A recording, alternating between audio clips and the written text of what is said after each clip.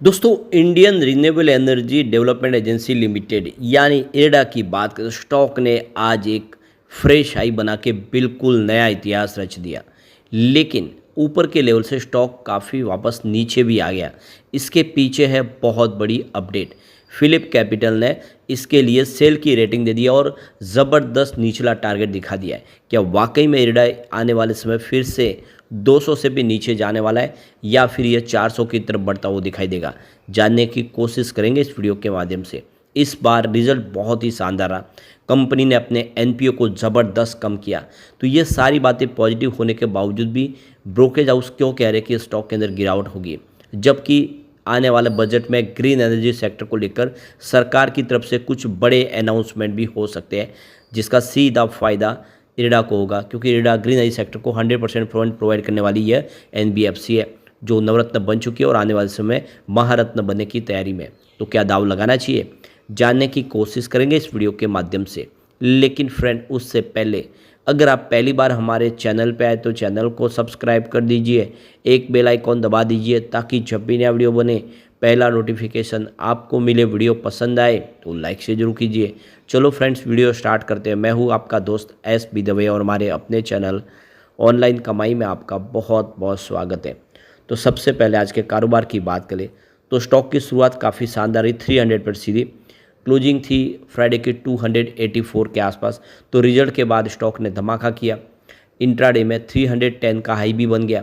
तो काफ़ी अच्छी दौड़ लगाई, लेकिन उसके बाद आ गई फिलिप कैपिटल की रिपोर्ट और उसमें वो जो तेज़ी थी उसमें कमी आई। लोगों ने प्रॉफिट बुक किया, जिससे 286 का लो बना, यानी फ्राइडे के लेवल तक स्टॉक गया। लेकिन जो क्लोजिंग है वो थोड़ी सी अच्छी रही है 291 के आसपास, जहाँ पे 2.48% की तेज़ी देखने को मिली। तो माहौल पॉजिटिव बना हुआ है। आप देख सकते हो कि 286 इंट्राडे का लो, हाई 310 का है, 52 वीक का लो 30 रुपीज़ का है और जो हाई बना है वो 310 रुपये का है। ये इसकी एक ऑल टाइम हाई है, फ्रेश हाई इसने बना दिया आज बिल्कुल। अभी फ़िलहाल देख सकते हो कि ये एक ज़बरदस्त मोड़ पे आ चुका है स्टॉक। वॉल्यूम काफ़ी अच्छा है। पिछले एक महीने पहले इसका 8 करोड़ का वॉल्यूम था, 2 करोड़ की डिलीवरी उठाई गई थी। 1 वीक पहले 14 करोड़ का वॉल्यूम हुआ था, सामने 3 करोड़ की डिलीवरी उठाई गई थी। फ्राइडे को 25 करोड़ का ज़बरदस्त वॉल्यूम हुआ, 4 करोड़ का डिलीवरी बेस काम हुआ। आज भी 13 करोड़ का शानदार वॉल्यूम हुआ है। इसकी परफॉर्मेंस देखें तो जब से आईपीओ आया है पिछले 6 महीनों में इसने 161% का शानदार रिटर्न दिया। 32 रुपये में सरकार ने आईपीओ दिया था और जो स्टॉक इस समय 300 तक पहुंच चुका है। पिछले एक महीने की बात करें तो इसने 58% का ज़बरदस्त रिटर्न दिया है। 1 वीक की बात कर ले तो स्टॉक ने 26% का शानदार रिटर्न दिया है। वन डे के हिसाब से 2% की तेज़ी है। ओवरऑल देखें तो बहुत ही बेहतर प्रदर्शन किया है। अब यहाँ पे देख सकते हो कि फिलिप कैपिटल का कहना है कि इरडा अपनी करंट प्राइस से 60% गिर सकता है। उनके हिसाब से इसमें काफ़ी बड़ी गिरावट की संभावना बन रही है। तो आज इसने एक लाइफ हाई बनाई 310 रुपये की और इंट्राडे में 9% की शानदार तेजी देखने को मिला तेजी। तो ब्रोकरेज फर्म फिलिप कैपिटल का कहना है कि हम सेल की रिकमेंडेशन करें, स्टॉक को बेचना चाहिए और जो रिवाइज प्राइस है वो 130 के आसपास है। पोटेंशियल डाउन साइड 58% का है और इंट्राडे में एक 310 तक स्टॉक गया है।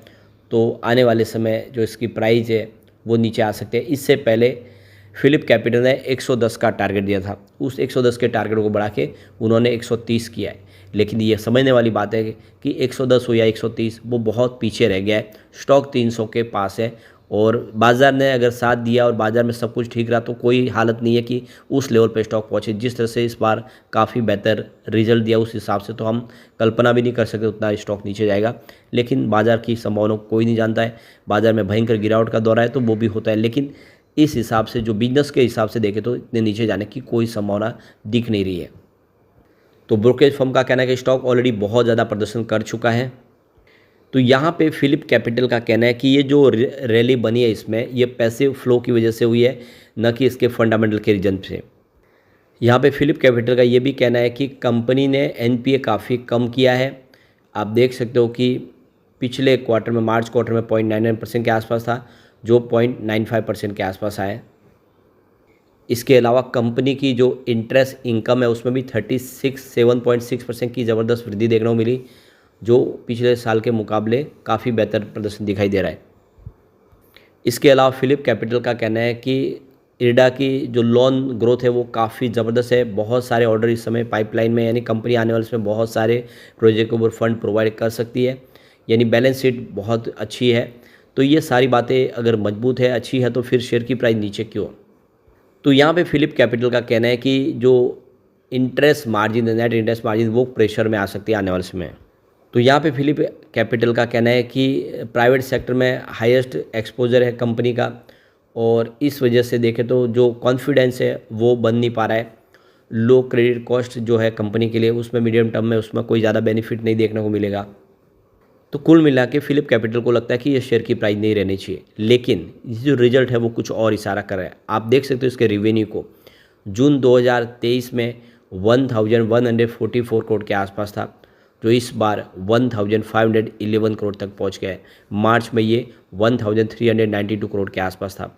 तो चाहे आप क्वार्टर ऑन क्वार्टर बेसिस पे देख लें या ईयर ऑन बेसिस पे देख लें, तो रिवेन्यू लगातार बढ़ता हुआ दिखाई देगा। प्रॉफिट की बात कर ले, जून 2023 में पिछले साल 295 करोड़ के आसपास जो प्रॉफिट था, वो जून 2024 में 364 करोड़ तक पहुंच गया, और मार्च में 337 करोड़ के आसपास था।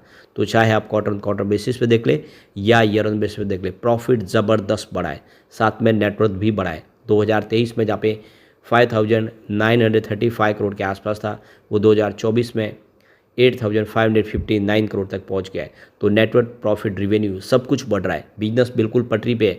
ऐसे में कह सकते हैं कि ये प्राइस नीचे आएगी, संभावना बहुत कम है, क्योंकि सरकार बजट में ग्रीन एनर्जी सेक्टर को लेकर बड़े अनाउंसमेंट इस बार भी कर सकती है, क्योंकि सरकार ने अपना गोल सेट किया हुआ है। 2030 तक 500 गीगावाट की कैपेसिटी को पाना है ग्रीन एनर्जी के माध्यम से, और साथ में इंडिया को ग्रीन एनर्जी सेक्टर में एक प्रबल मजबूत खिलाड़ी बना के ग्रीन हाइड्रोजन मिशन में के तहत यहाँ पे ग्लोबल हब बनाना है। तो ये क्लियरली ये देख सकते हो कि इसके लिए बहुत सारा बेनिफिट दिखाई देगा। तो ये क्लियरली आप देखें तो भले फिलिप कैपिटल इसमें सेल के रेटिंग दे, लेकिन दूसरी तरफ आप देख लो कि ओशन स्ट्रेटेजी एडवाइजर्स के आशीष महेश्वरी बहुत ज़्यादा बुलिश है, और इसमें खरीदारी की सलाह दे। उनके हिसाब से आने वाले 6 महीनों में स्टॉक 400 का टारगेट हिट कर सकता है।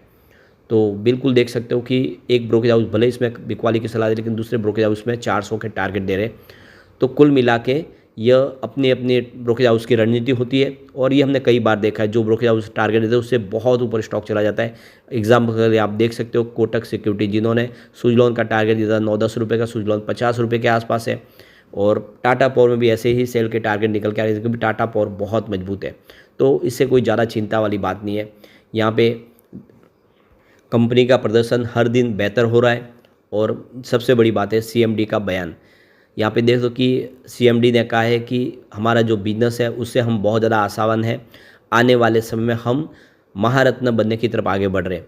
तो ऑलरेडी नवरत्न का दर्जा हासिल किया, जिस तरह से उन्होंने कमिटमेंट किया था, उसको आईपीओ आने के बाद देख सकते हो कि मिनी रत्न से वो नवरत्न बन चुके हैं, और 2030 तक के टारगेट रखा है महारत्न बनने का। लेकिन लग रहा है कि उससे पहले ही कंपनी महारत्न बन जाएगी, और ऐसे में इसकी जो प्राइस है वो यहाँ पे 200-300 के आसपास तो नहीं रहेगी, ये क्लियरली दिख रहा है।